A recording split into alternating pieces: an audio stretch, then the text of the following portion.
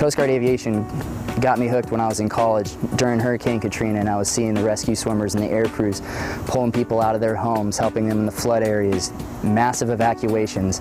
I mean, you couldn't turn on the news without seeing, a Coast Guard helicopter, a rescue swimmer, flight mechanic, putting it out there on the line after working days in a row, just exhausted, and they're still out there pulling people and helping people. That really opened up my eyes to, what the Coast Guard did. Up to that point, I knew what the Coast Guard was, but I really didn't have any idea what they did. And that, when I saw that, my mind was made up. I knew what I wanted to do. After I graduated college, I was able to enlist and make it through the swimmer training program, and 9 years later, I'm standing duty doing the job. For the swimmers, we go out the door and we practice rescues on either a live body or we use a dummy. But we'll practice doing approaches, communicating with the survivor in the water, and then once the helicopter gets overhead, us practicing putting them in devices.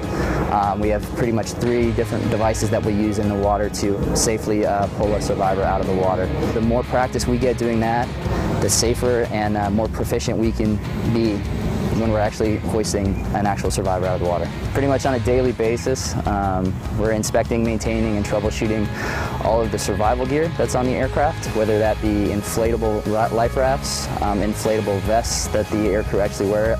In each survival vest there's flares, personal locator beacons, survival items, and we have to make sure that those are in full working order every day so that whenever a crew throws a vest on and goes and responds, if they need it to work, it will work every time for them. If I'm not fit, somebody could potentially die.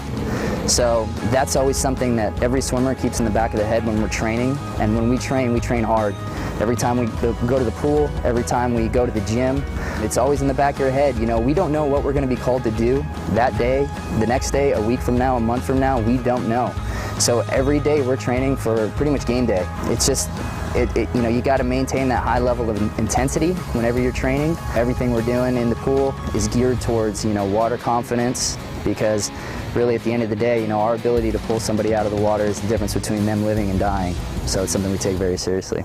The people that I've worked with in Coast Guard aviation, the pilots, the air crew, you're not going to find a more professional group of people out there. Everybody is a master of their craft. They take their job very seriously. They love what they do, and you can tell. You come to work on a duty day and everyone's stoked to be here. We all love our jobs, and at the end of the day, just want to help people. That's why I joined. I wanted to get out there and help people, and Coast Guard Aviation is where it's at if that's what you want to do.